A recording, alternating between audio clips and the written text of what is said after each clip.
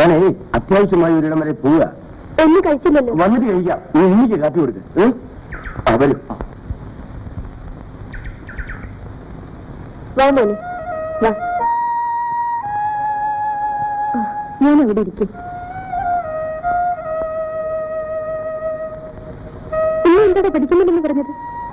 വീട്ടിലെ കാര്യങ്ങൾ നോക്കാൻ ഒരാള് വേണ്ടേ ഗോപി? നീട്ടും വലുതായിട്ടല്ലേ വീട്ടുകാര്യങ്ങളെല്ലാം നോക്കേണ്ടത്?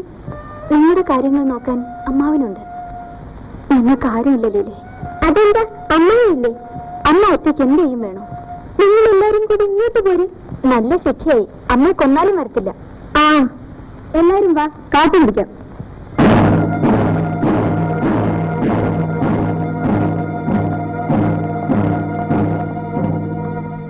അച്യുതനോ?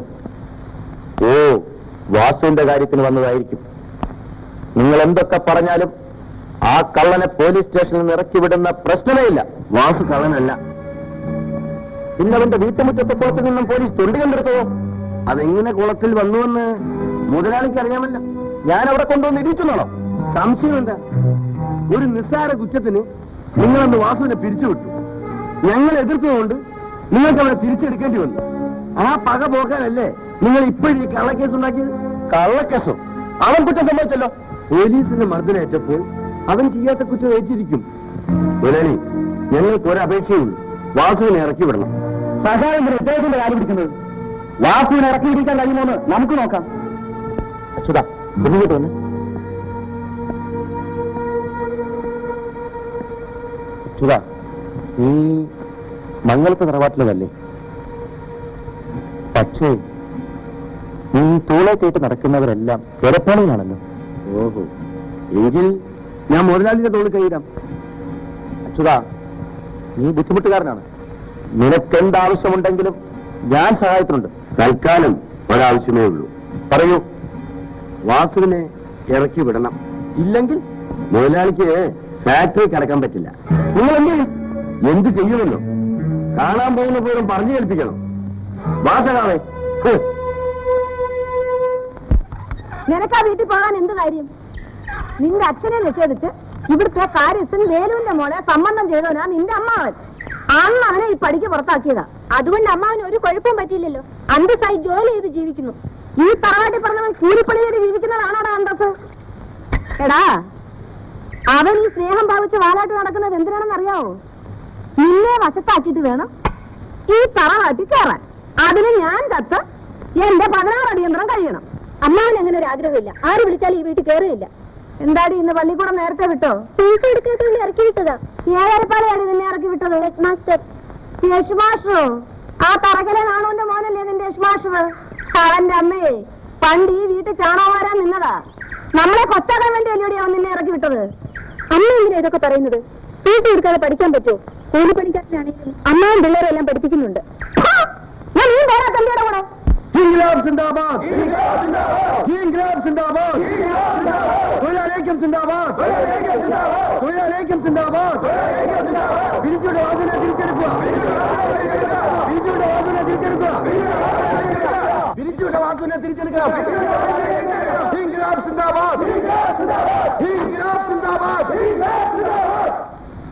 എനിക്ക് ഫാക്ടറിക്കകത്ത് പോകണം. വഴി മാറിത്തരണം. വാസുവിന് തിരിച്ചെടുക്കാൻ നിങ്ങൾ അകത്ത് വിടില്ല. മാറിത്തരാനാ പറഞ്ഞു. എല്ലാവരും നിലത്തിരിക്കണം. ഈ ഇരിക്കുന്ന തൊഴിലാളികളെ ചവിട്ടി മിതിച്ച മുതലാളിക്കകത്ത് പോകാൻ പറ്റൂ. ഞാൻ പോകും.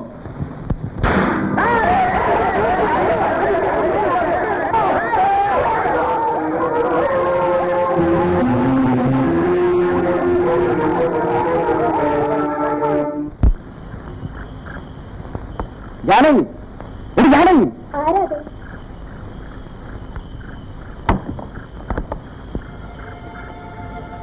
അച്യുതനോടി? ഇല്ല, അവൻ സന്ധ്യയ്ക്കോട് വന്നെന്നാ കിഴക്ക വീട്ടുകാർ പറഞ്ഞോടി. കാലത്ത് ഇറങ്ങിപ്പോയാണ്. ഇതുവരെ ഇവിടെ വന്നിട്ടില്ല. നിങ്ങൾക്ക് സംശയമുണ്ടെങ്കിൽ കയറി നോക്ക്.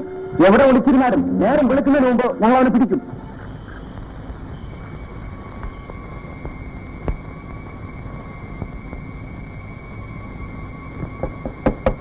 ആരത്? മോനെ, അമ്മാവനാ.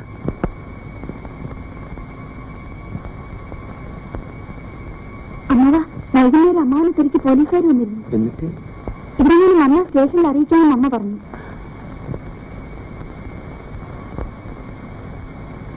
മോന് വീട് വരെ ഒന്ന് പോയിട്ട് വരാൻ പേടിയാവും? ഇല്ല മാവ. എന്നാല് അവിടെ ചെന്ന് എനിക്ക് കുഴപ്പമൊന്നുമില്ലെന്ന് അമ്മായിയോടൊന്ന് പറഞ്ഞിട്ട് വരാമോ? ശരി മാവ. സൂക്ഷിച്ചു പോകണം. ശരി മാവ. അമ്മ നല്ല ഉറക്കണം. അമ്മ ഞാൻ അകത്തേറിയിരിക്കണം.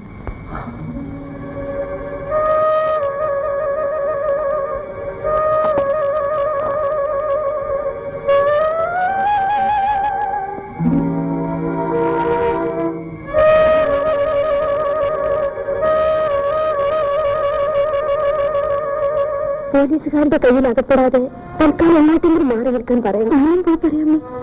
വേണ്ട മണി, നീ ഇപ്പൊ അങ്ങോട്ട് പോകുന്നത് അപകടമാണ്. എങ്കിലും പോകണം മണി. ശരി മണി, എളുപ്പം ചെല്ലേ.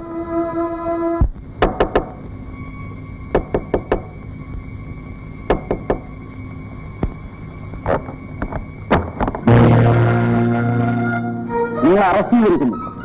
വരണം.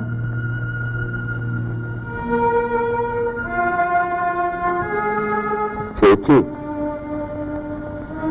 ഇത് വേണമായിരുന്നു.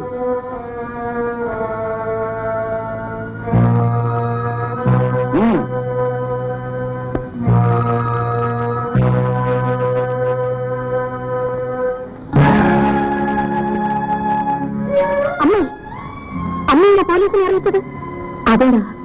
ഈ തറവാടിന്റെ മുഖത്ത് കരുവാരി തെറ്റിച്ച് ഇറങ്ങിപ്പോയെന്ന് ഞാൻ വെറുതെ വിടില്ല. എന്തായാലും അമ്മാവൻ അമ്മയുടെ കൂടപ്പുറത്തല്ലേ? കൂടപ്പുറത്ത് എനിക്ക് അങ്ങനെ ഒരു കൂടപ്പുറത്തില്ലടാ. അവനെന്റെ ശത്രുവാണ്, കുടുംബദ്രോഹിയാണ്. അച്ഛനെ അറസ്റ്റ് ചെയ്തു. Congratulations inspector.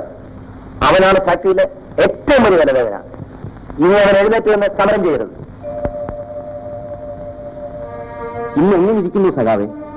ഇടതുവശം അനക്കാൻ മേല. ഒരു മാസമായില്ലേ ഈ കിടപ്പ് തുടങ്ങിയിട്ട്? നടുവിനാ ചവിട്ട് കിട്ടിയത്. നീളം തിരിച്ചു കിട്ടിയത് എന്ന ഭാഗ്യം. കഷായം കുടിക്കുന്നില്ലേ? അതിന്റെ കയ്പ് കൊണ്ട് എന്റെ വാ മരവിച്ചു പോയി. ഇതിന് ആയുർവേദ ചികിത്സയാണ് നല്ലത്. ഞങ്ങളൊന്ന് പുറത്തോട്ട് പോകുന്നു. എവിടേക്കാ? കഷായത്തിന് മരുന്ന് മേടിക്കാൻ.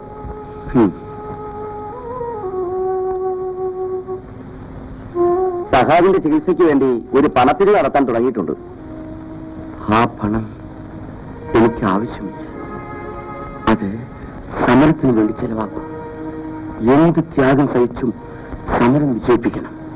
ഒരു കൊച്ചു മാലയും പൂക്കാണ്ടി പോലുള്ള 2 പൂവുമല്ലേ നീ ഇവിടെ കൊണ്ട് പണയം വെച്ചിരുന്നത്? മുതലും പലിശയും കൂടെ കൂട്ടിക്കഴിഞ്ഞാ കാശിപ്പോ ഇങ്ങോട്ട് വരും.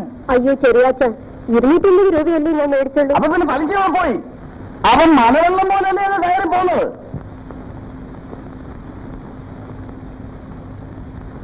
അച്ഛൻ എണീക്കട്ടെ മോളെ, നമുക്ക് വലിയൊരു മാല മേടിച്ചു തരാം.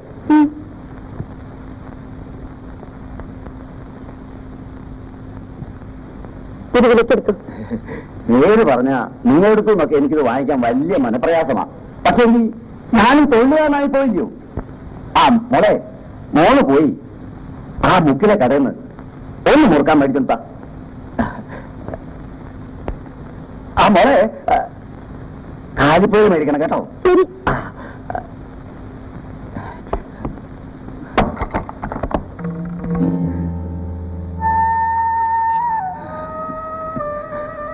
അച്ഛനെ കിടപ്പായതിനു ശേഷം വീട്ടിൽ വലിയ ഞെരുക്കം അയ്യോ. എന്ത് ചെയ്യാനോ ചെറിയാച്ച, ഞാൻ നോക്കിയിട്ട് ഒരു വഴിയും കാണുന്നില്ല. മനസ്സ് വച്ച വഴി ഉണ്ടാവും. അതെങ്ങനെ? നീ 2-3 പെറ്റതല്ലോ. നിന്നോട് ഞാൻ ഇനി കത്തറിച്ച് പറയാം. ചെറിയാച്ച, ഞാൻ അത്തരക്കാരിയല്ല. എനിക്ക് വല്ലതും അറിയാൻ പോകുന്നു. ഇങ്ങോട്ട് നോക്ക്. ഞാൻ പറയുന്ന പോലെ കേട്ടാ നിന്റെ സർവ്വ കഷ്ടപ്പാട് ഞാൻ തീർത്തു തരാം.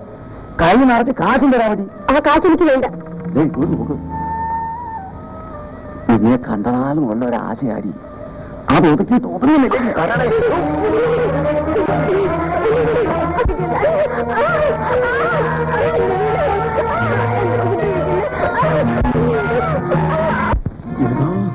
പരമദ്രോഹി. ഒത്തിരി പൊന്നുണ്ടായിരുന്നത് മുഴുവൻ അവന്റെ പെട്ടിയിലായി. എന്റെ മാലയുടെ കയ്യിലാണ്.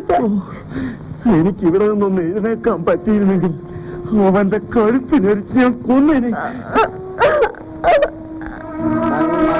നിറഞ്ഞോരമ്മേ, തിന്മയിൽ നിന്നു നമ്മെ കാത്തൂരക്ഷിച്ചമ്മേ കനിയുള്ള കന്നിയമ്മേ.